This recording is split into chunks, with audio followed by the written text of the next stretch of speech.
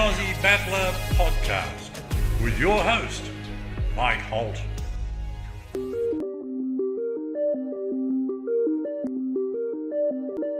Are you interested in podcasts that uncover the truth? Tune into Widdershins podcast.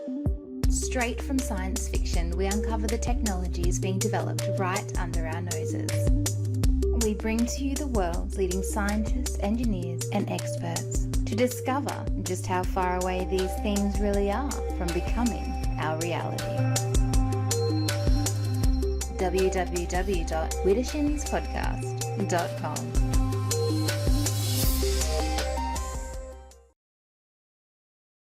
People around the world are asking how we have got to this point in our history. Why have governments been able to shut down whole countries while taking away our rights and destroying businesses and our future? Now, we have the same problems here in Australia as many other countries.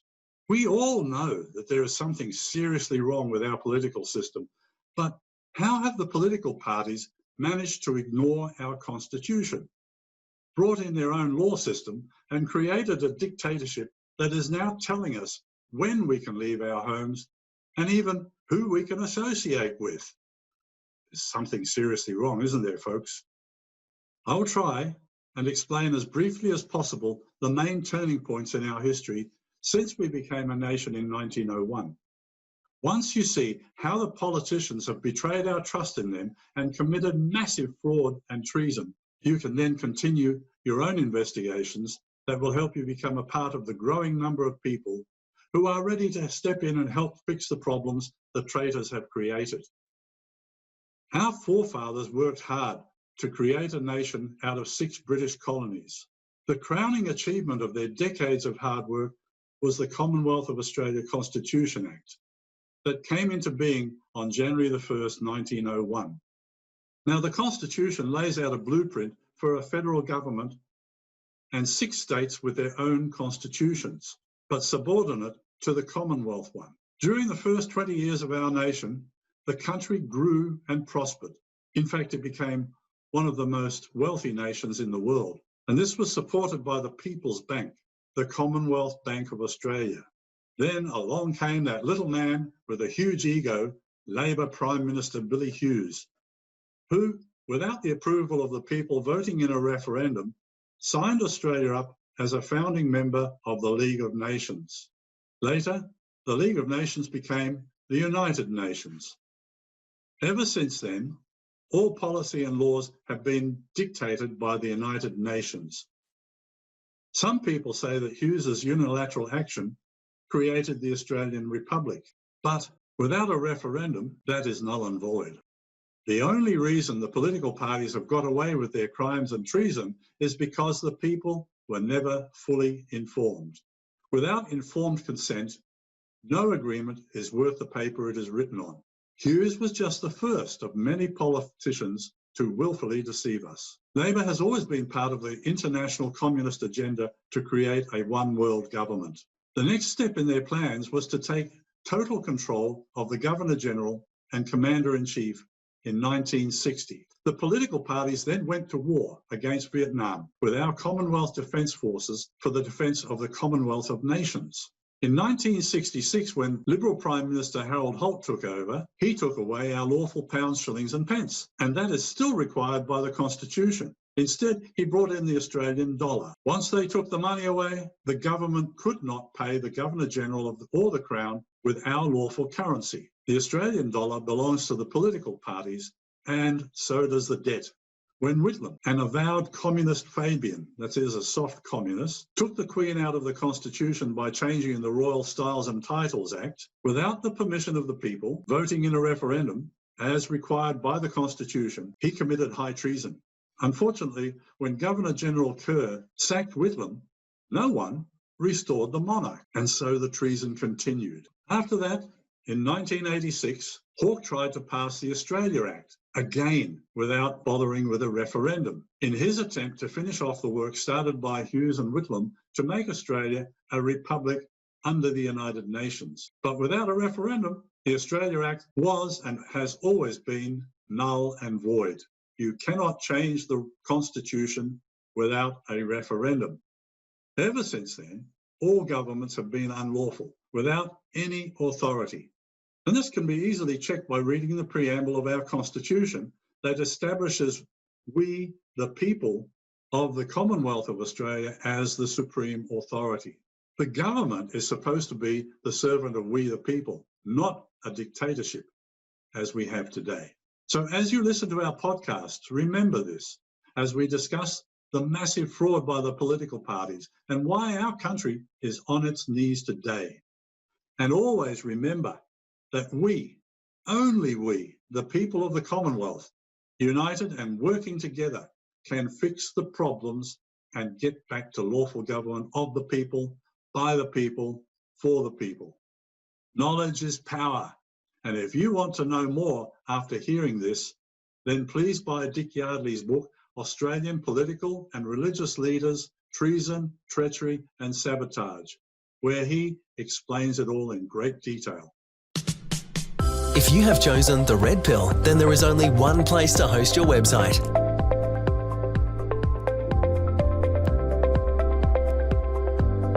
Enlightened hosting, no censorship, domains, hosting, secure.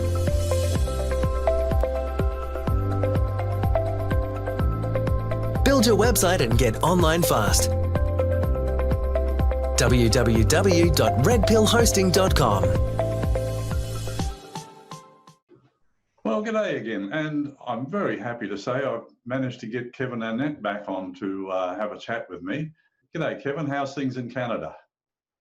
Well, pretty bad, but there's resistance building, like everywhere, so. Yeah, actually, if you look at the background I've used here, I put that in for a reason, and that is because there are riots going on all over the world. And I believe, and I'm sure a lot of people would agree with me, that this is all part of a plan for the Illuminati or the New World Order, or whatever they are, who are trying to destroy our society in order to bring in a one world government and take control of our lives completely. And of course, this is all tied in with this here in Australia, social distancing, 5G, and the whole schmozzle. But people are awake, and we're not buying their lies anymore. What's going on in Canada? Do you think that the Canadians are finally waking up as well? Canada's got a problem because it's very different than America, where people are raised with the notion that they have inherent rights. That, whenever I give talks in America, people are all interested because I took on my own government. And so they like that, right? But in Canada, it's the other way around. You're considered a traitor if you challenge the status quo in many ways. I mean, that's often the majority opinion, but there is nevertheless, a minority of us who are not taking this line down. And I mean, for example, today was 3 months since all the restrictions started. And so the governments in different parts of Canada are announcing that some restrictions are being lifted. It's when you study psychology, you learn that if you want to change human behavior and get people to start thinking and acting in a different way, you got to expose them to at least 90 days of a new regime. And after that, people start doing it automatically. You don't have to order them anymore. They start doing it. So it's so blatant and so obvious. Here's 90 days, suddenly it's all lifted. And, it's pretty obvious to at least a minority of Canadians that this is just, part of the same engineered transition to a police state that we're seeing all over the place. And so, for example, I mean, I'm getting probably 10 times the number of contact now from Canadians wanting to get involved than we were before. So it's helped us a lot in terms of what we're doing, actually. Yeah, funnily enough, the same thing has happened here. We've had so many people coming to us now and saying, gosh, now I see what you're talking about. And in fact, I've had quite a few Canadians get in touch with me too, and they have also been getting in touch with you, I hope. I've been steering them towards you. Some have, yeah. Yep. Good. And it's quite funny because over here last weekend, the lefties and the uninformed got out on the streets to protest about Black Lives Matter, a very racist idea because all lives matter as far as I'm concerned. Mm-hmm. So, but what it did was it made a mockery of the lockdown and all the social distancing. I mean, they were thousands, perhaps 10,000 people marching down the street, shoulder to shoulder, never mind the social distancing. And of course, our police have always been running around in gangs, and I call them gangs because that's what they're acting like. Their uniforms must be really virus resistant because they're always shoulder to shoulder. So the whole thing is just a laugh.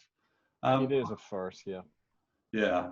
I'm going to pause here just a second, and I'll get rid of this background just a moment. Okay, I've changed the background because that was just too distracting, and unfortunately, it's not quite like that here at the moment. Our winter has started, and I'm actually sitting in here in my office with a shirt and a singlet on, but it's not too bad today. Anyway, listen, get back to our discussion. I'd like to bring you up to date on what's been going on here in Australia with regards to the common law courts. Your booklet, which I must mention here, a common law training manual, is invaluable, and we're following the 12 steps. But in the meantime, we formed about 6 weeks ago, we formed a committee, a steering committee, to try and set up common law court groups in every state, and we achieved that. But along the way, we found that, you know, committees don't really work. You've always got people who are opting out or don't agree with everybody else, and so we've changed the structure. Rather than coming top down, what we've done now is we've set up groups in each state, and they are telling the steering committee or the steering group, if you like, the national steering group, what they want. So we're working with the states now to do that, and I think this is going to work very well. We've had a few hiccups along the way, but now things are working. We've appointed people according to their talents and skills in each state to help us organise the common law courts. So, for instance, here in Queensland, we have one lady we've elected, and everything is done by election. We've elected this lady now to help to find venues and book them, etc., etc.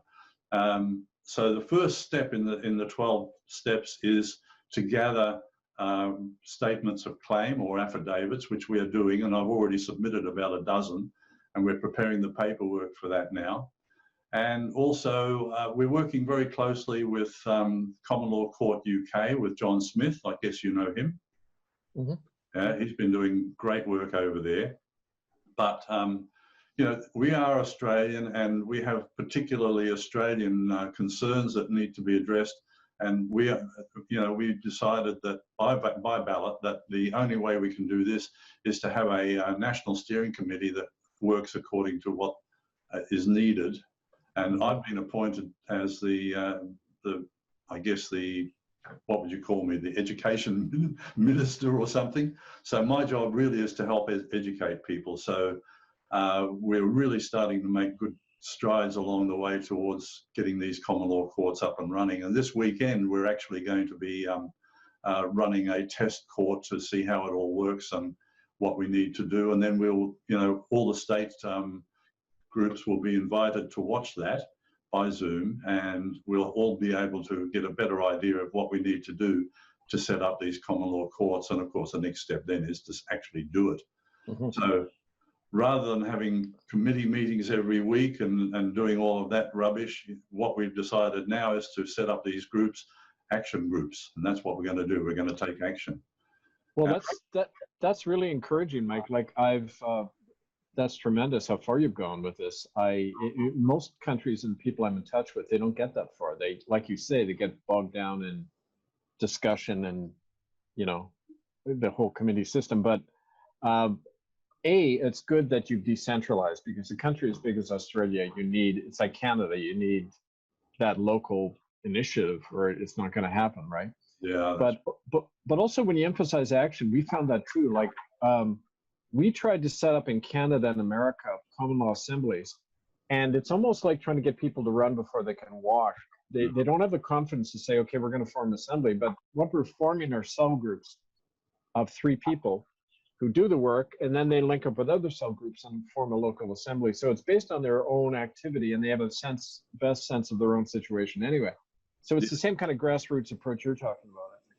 That's right. And So, you know, some people have actually broken away from what we've set up. That's fine. They can go and do, you know, set up their own common law courts. Yep. And that's what we want, as long as they know what they're doing. So, you know, we're quite happy to help educate people and set up things for them, or not really set up, but guide them on how to do it. So my job as education counsel, or whatever you say, is to now start creating videos, which I'll be doing from today, to help educate people on what is common law, how you set up a common law court, and more importantly, what happens when we finally get back under the common law court system and common law as defined by the Magna Carta and English common law and our own constitution. Which brings up an interesting question. You mentioned in Canada that, you know, it's almost treasonous to go against the government there, which is a pretty silly concept, really, isn't it? But the one big difference between Canada and Australia is that Canada doesn't have a constitution. And I think in a way, we're in a much more fortunate situation because we do have a constitution we can follow. So once we get under common law again, we'll be able to set up a parliament of the people, by the people, for the people, and that'll be all done under English common law. Good. Why English common law, Kevin? Well, it's really the basis of the liberties in the English-speaking world, right? And you mentioned Magna Carta, and it's interesting. We've been doing more education and study of Magna Carta, and people have mentioned, you might have heard of this Section 61 in Magna Carta. And that was the part where they talked about really how to implement these rights. And they said at the time in the language, there'd be 25 barons who were simply the guys who signed it, right? And those 25 would oversee. And if the king was going against his promises or whatever, they appointed 4 of them to be kind of a watchdog on the king. And the king agreed, King John, that if he harmed his, quote, subjects, and they needed reparations, they had the right to seize his land, his property, and everything except his person. So in Section 61 of Magna Carta, it actually says people in the Commonwealth can seize crown land to get reparations. That's a Magna Carta right that, of course, they don't talk about it because, as a matter of fact, 12 years later, they deleted that from Magna Carta. You know, the king said, wait a minute, I don't want to lose my land here. But in the original charter, it said, yes, people have the right to seek reparations from the crown by seizing crown land and property. So that's tremendous in terms of the work we're doing, I think. You know? Well, actually, that brings up an interesting question because people have pointed out that there has been more than one Magna Carta signed, but the original Magna Carta is set in stone. It cannot be changed, and that's why they had to redo it. But the subsequent ones have no lawful basis, do they? No, as a matter of fact, I mean, there was so many politics going on then. The Pope immediately excommunicated anybody who had signed Magna Carta because he didn't like the idea of people governing themselves, right? And saying that, you know, there was no authority except through consent of the governed, right? The church has always hated that idea. So, you know, there was all that intrigue going on between the crown and Rome and all that. But like you say, it doesn't invalidate anything that the original concept. They were saying these are not rights granted to us. This is recognizing what exists. They called it ab initio, from the beginning. From the beginning of our lives, we have these inherent rights. They're not given to us, can't be taken away. That's right. We come into this world naked, but we have all these rights as human beings, and that's what we're working to get back to now. These corporate governments, like you've got Trudeau and we've got all of these idiots here, they've been gradually whittling away our rights. And of course, this COVID lockdown, they've been able to whittle away a whole bunch more. They're trying to bring in a law now to make it a 5-year jail term if you refuse to give the police your passwords. Well, I got heaps of passwords. I'll give you as many as you want. Doesn't mean they're going to work, does it? So crazy. Yeah. Now, a lot of people have been asking me about what you've done with the Pope and the cardinals. You arrested them a few years ago and actually tried them in the common law court, and they were convicted. Can you just go back over that and tell us what was going on? Well, it came out of the tribunal we set up 10 years ago now in Ireland, the ITCCS, the Tribunal of Crimes of Church and State. And 2 years after that was formed, we got together with various lawyers and judges who volunteered in Europe, including the Spanish judge, Baltasar Garzon, who I mentioned in my recent broadcast. He was a chief judicial advisor to us. And he's the guy who took on Pinochet, tried the Chilean dictator and all that, right? And he said, look, you have the right as citizens to form your own, not just inquiries, but courts of law.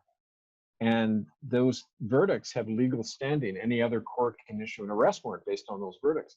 So we had great success in the first one because it was the case involving Pope Benedict, Queen Elizabeth, Prime Minister of Canada, Stephen Harper, all of the evidence we had showing intentional genocide and child trafficking and murder. We put that out. We had a 58-person citizen jury. Trial went on for 5 months. Of course, all the people named didn't respond, but that's an admission of guilt under the law when they didn't respond. And the verdict was guilty. They were found guilty of crimes against humanity. Benedict resigned 2 weeks before the verdict came in because the Spanish government had told him in a diplomatic note that based on the evidence they'd seen from our docket of evidence, he could face arrest when he came to Spain. And so then for the first time in 600 years, the Pope resigned, so did 3 other cardinals that we had named in the indictment. They all stepped down. And he's been hiding out in the Vatican ever since, under house imposed arrest, right? So it shows you the power of these verdicts in these common law courts. And a second case was done involving the present guy, Jorge Bergoglio, and his involvement in the Ninth Circle sacrificial network that goes on in the church. But anyway, it's in the wake of that not only has the church been doing this huge song and dance trying to make itself look like they're reforming, but in fact, what they've done is it's opened the floodgates, like it did in Canada, to more and more eyewitnesses coming forward. And so now the Church of Rome is in complete retreat on many fronts. They're facing new court cases. I mean, their backs are to the wall because of the thing we started back in 2012. So it's had a real success. Yeah, actually, that brings up an interesting question. But before I ask the question, I want to congratulate you on doing this because, people often say that one man can make a difference, and you have. I mean, you stood up all those years ago at great personal sacrifice, and you just stood firm, and you've continued to fight and fight and fight, and you're now starting to see the results. And that brings me to my question. A lot of people ask me, well, if we set up these common law courts in Australia, how do we enforce the decisions of the court? And do we have to? Well, that's a good point. Yeah. Do we have to even? The truth itself has a huge ripple effect. It's like a tsunami.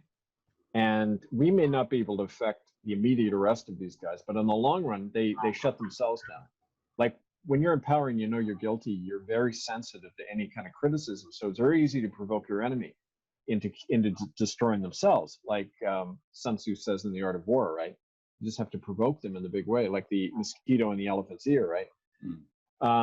But we can as well make those arrests. We can do one of two things: either deputize the existing police to enforce the warrants and the decision of the courts, or create our own common law sheriffs. And the enforcement aspect is the key part in making the common law court real and viable. You need enforcement, but in a common law court decision, the whole community enforces the decision. In effect, we're deputizing the whole population to say we've got to enforce these decisions because it's made in the name of all of us, right? For our own well-being and safety, we need to be all those common law sheriffs ourselves, right? So that's part of the perspective, right, on how we go about that. And before I really understood how all this worked, I did ask you a couple of times if you could deputize me as a sheriff. And now, of course, I realize that you can't do that. Only the community can do that. So when we convene these common law courts, the way it will work is somebody will get up in front of all the people assembled in the hall or wherever it is we're going to convene the common law court, and they will explain the procedure of how the court is set up and run. And at that stage, the person will call for elections or people to stand for election to the various positions in the court. Is that correct? That's a good way to do it. That's one of the ways to do it. Another way is to, if you already have a common law assembly of 12 or more people who've signed a charter, then you're a lawful body and you can appoint sheriffs, you can create courts. That's another way to go. That people in America like that one because it's more in their tradition, right? Okay, now at the end of your 12 steps, you've got a form in there, which I've actually printed out. Hang on a moment, where is it in your book? I can't remember now, but it's actually a covenant between the people to act as a common law court. Is that correct? That's right, yeah. Yeah. That's where people sign, and yeah, that's okay. So I establish the court, yeah. I actually typed that up and sent it into the national body, and we'll be distributing that to all the state groups where they can then use it to start convening the common law courts. So once we've elected the people, and that is the adjudicator, the bailiff, the sheriff, and the 12 jurors, then we convene the common law court and start hearing cases. So step one in the 12 steps is to get as many statements of claim or affidavits as possible. Yeah, we've been doing that. We're actually setting up a website right now. It should be ready by the time you're watching this video. It should be ready with any luck, where people can go to register to volunteer to be on a common law court, or to submit their statement of claims, or actually, because if you're going to be in a common law court, we want you to send us a statement of claim if you have a claim. And a lot of people have them, of course, because we've been unfairly fined. We've had people had their houses and farms taken off them. People have died out of just sheer frustration, and they just don't know what to do anymore. You know, our farmers, I believe there's 1 or 2 farmers a week killing themselves. And we're working desperately now to stop the banks repossessing their homes. And what the banks have been doing during this lockdown is just going in and taking farms without any judicial review at all. No court case. This is just totally wrong. We hear that all over. That sounds like exactly what came out of Minnesota in America, where farmers were being foreclosed on because corrupt judges would get together with the banks and just say, no, let's grab the land. Yeah. And we actually had a group of U.S. Marshals who were prepared to stop that. Because like I say, common law sheriffs or U.S. Marshals who are based on that system are elected by the local people. They're not appointed by the government or anything. And they have the right to stop that. So if there's any way to get, I don't know if you probably don't have a community-based sheriff system in Australia. No, not yet. We will. But even go to the police and say, look, they're acting unlawfully, and we're going to get people together and stop it. I mean, that's the best way. You get numbers out there, and you stop directly the foreclosures. You have witnesses there. You film it. You embarrass them, right? Well, actually, I was reading the history of the American Revolution against Britain, and that war wasn't won by guns and bullets. It was won by communities getting together and working together. And they would do things like gather a huge group of people to stand outside the courts and stop people going in and out, so the courts couldn't operate. Right. And then that's exactly right. Yeah, they would send in a deputation of community people to go and grab the judges and the magistrates and the court officials, drag them outside and make them walk through the crowd recanting their sins, and sometimes even tarring and feathering them. So yeah. That's exactly what they did. I remember in Vermont, they were called the Green Mountain Boys. They were like a militia, local militia. And they actually took action long before the first shots were fired at Concord or Lexington.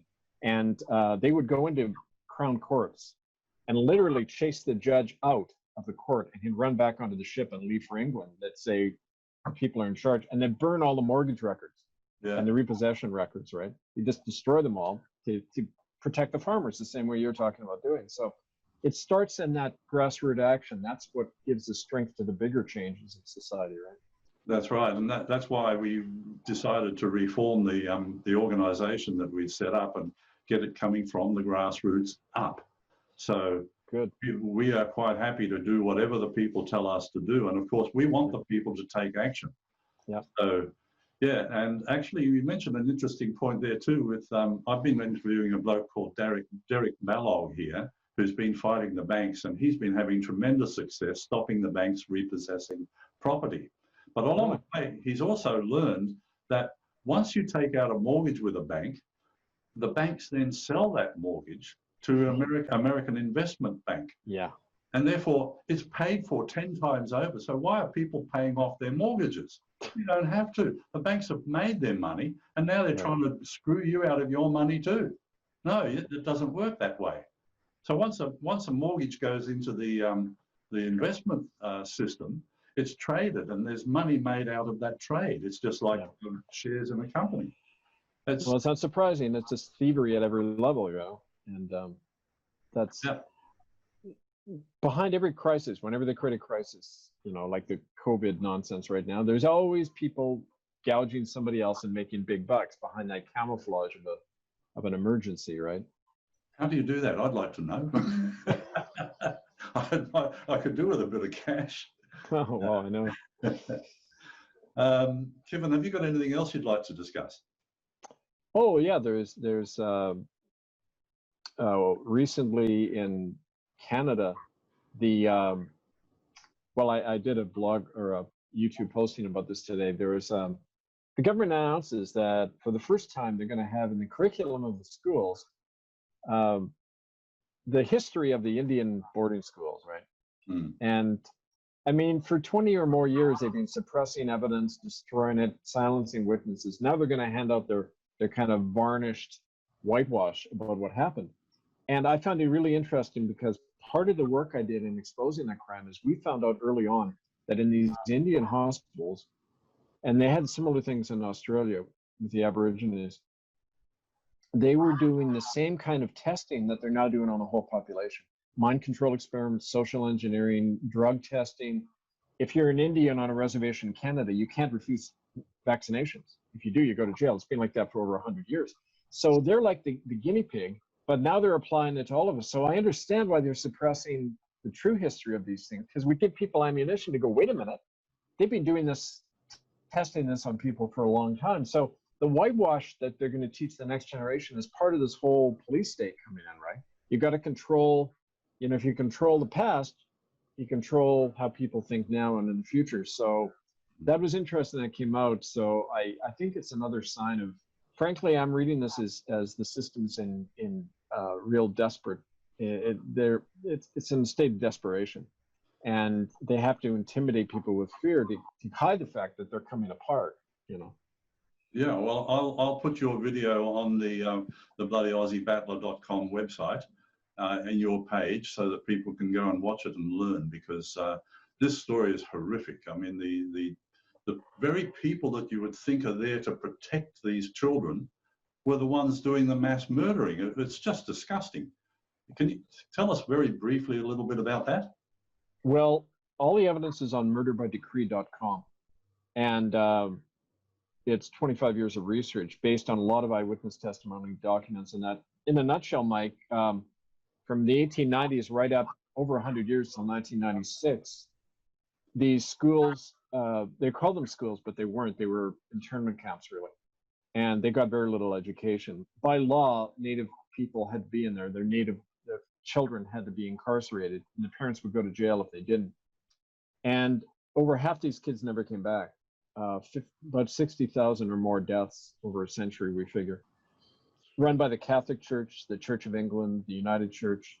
And any crime that you call genocide went on there. Medical experimentation, sterilizations, forced labor, you know, executions. I've talked to hundreds of survivors and recorded their stories, and it's mind-blowing. That's a higher death rate than you had in the Black Death, than in the Nazi death camps. And yet they don't call it genocide in Canada, right? Because we did it. So, you know, all of that has come out, and yet Canadians are still going like this, like, I didn't hear that, I didn't see it, because it upsets our view of ourselves. And the criminals won, you know, the criminals are still in power. So what do you expect to happen, right? But they've had to respond to what we're doing, because when you stand on the truth, even if there's just a few of you, it has a tremendous impact, right? So, you know, that's part of, you know, the ongoing problem, right? Yeah, that's true. It's been going on here in Australia with the Aboriginals too. And, you know, but people are waking up and they're starting to realize what's happened. And rather than marching for Black Lives Matter, as has been happening, I believe that we need to take definitive steps to remedy these situations. So I'm very happy to say that we've now been speaking, well, the Common Law Court National Group has been talking to a bloke called William Barrow, who is from the Torres Strait Island, and he has been very involved in protecting the Aboriginal and Torres Strait Islanders for a long, long time. He's a wonderful man. He's very erudite, fantastic speaker. But more than that, he is so strong in his beliefs and his work. It's a real inspiration. So we are starting to get the Aboriginal leaders on board as well. And once they realise that under common law, they have all the protections that everybody in Australia has, right, that's it. That's game over for the system. So, yeah, I mean, there's a direct connection between, like, in Canada, we attempted to have a revolution here to throw out the crown. It got defeated in 1837. And I'm proud to say my great-great-great-grandfather, Philip Annett, took part in that, right? Took up the gun, tried to overthrow the crown. Didn't work. They deported a lot of people to Van Diemen's Land and to Australia from there. That's what happened to Van Diemen's Land. Yeah. Well, so anyway, after that, they solidified the power of the crown and the church, and that's what led to the genocide, because the churches had total carte blanche to do whatever they want. And if there had been a common law republic, you wouldn't have had that genocide, because there would have been redress and avenues for the Native people to say, you know, you recognize your own sovereignty, we recognize ours. It would have been more equal. But it's this whole kind of, you know, tyrannical way of thinking that still operates in Canada, where it's government by decree.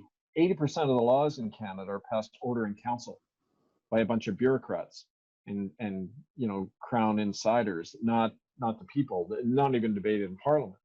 So, you know, that's our systemic problem here that we're changing, and the common law is the way to do it, you know. Yeah, well, that's the same situation here. And actually, I mentioned before that the difference between Canada and Australia, we have a constitution, but that constitution was formed under the imprimatur of Queen Victoria and the Crown. Now, a lot of people don't really want to be subjects of a crown. So one of the things that we're going to have to address as we get back to common law is whether we want to continue under that constitution or write a new one as an independent sovereign nation of Australia, separate from the Crown of England. So that's I would say that's the way to go. That's what we're trying to do in Canada as well. Basically start a new deal altogether in which power is derived from the people. Like I remember, you know, the story of in these Scottish students after the war in the 1940s.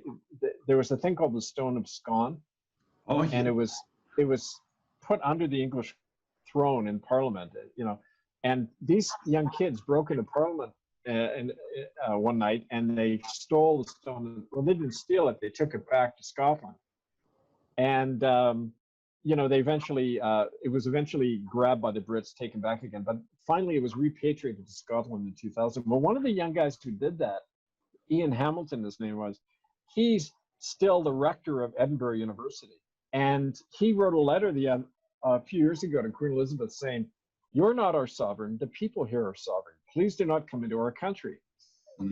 He addressed it to Betty Windsor, London. And so, you know, that's the point, that you don't need people over us. The people themselves are sovereign. It's a simple idea. That's and right. It's the basis of any true, well, a republic, a self-governing republic. We don't like the word republic here because the political parties keep bringing it up, and they've been trying to implement a use whatever word you want. Yeah, because invent a new word. Yeah, well, I think a sovereign nation of Australia sounds good. Yeah. Same idea. Yeah, it's exactly the same idea.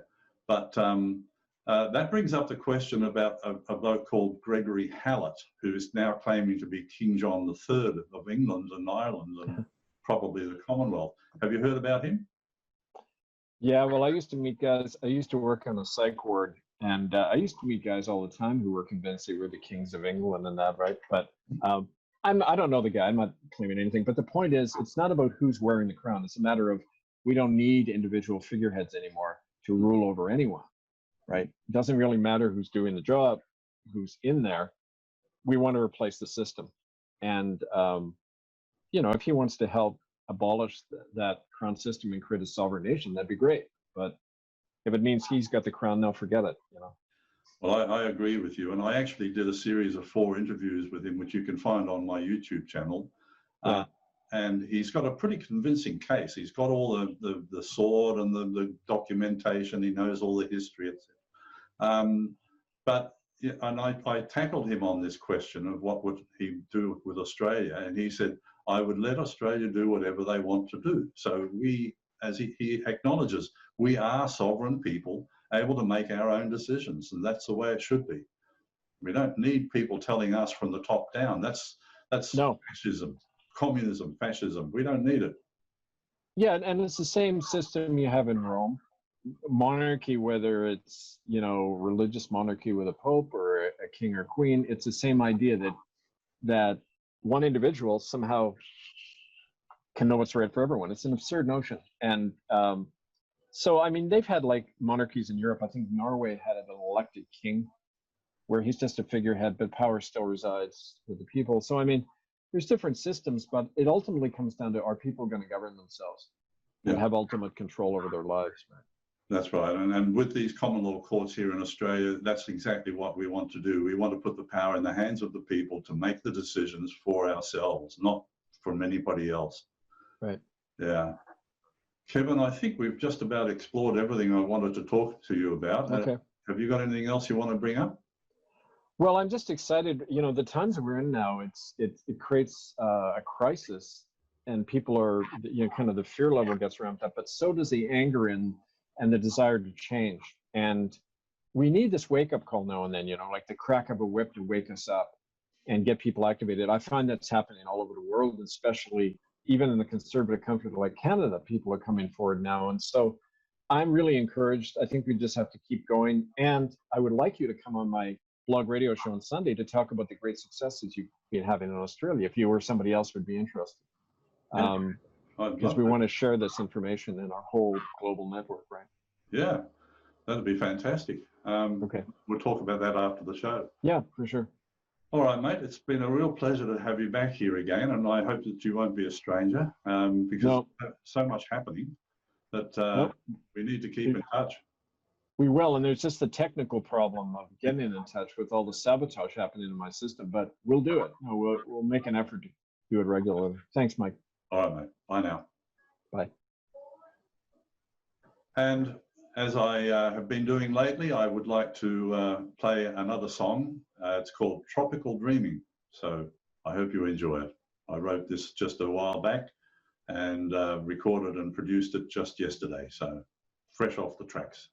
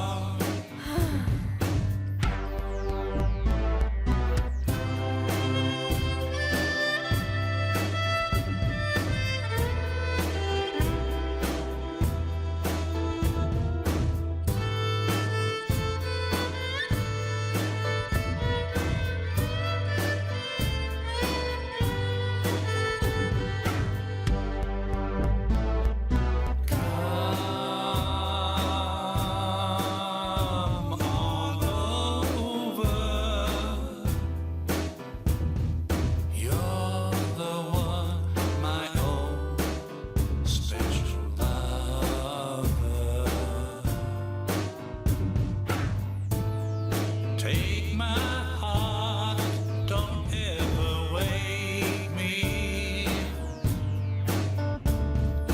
Now and forever, take me. I feel, you feel, it's love. I feel, you feel, it's love.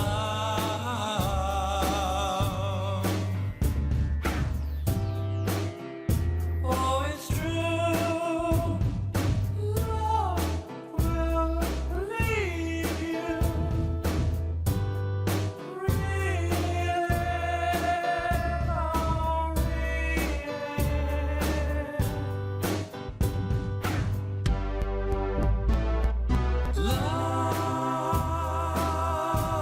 Love is true.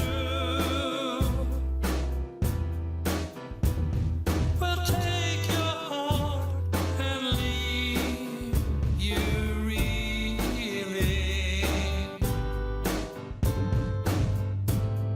Take my heart, don't ever wake me. Now and forever, please take me.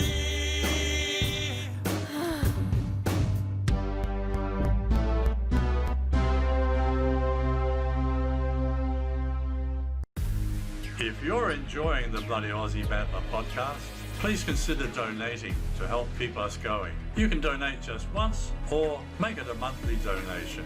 Any amount is welcome. To donate, go to our website at www.thebloodyauziebattler.com and click on Donate.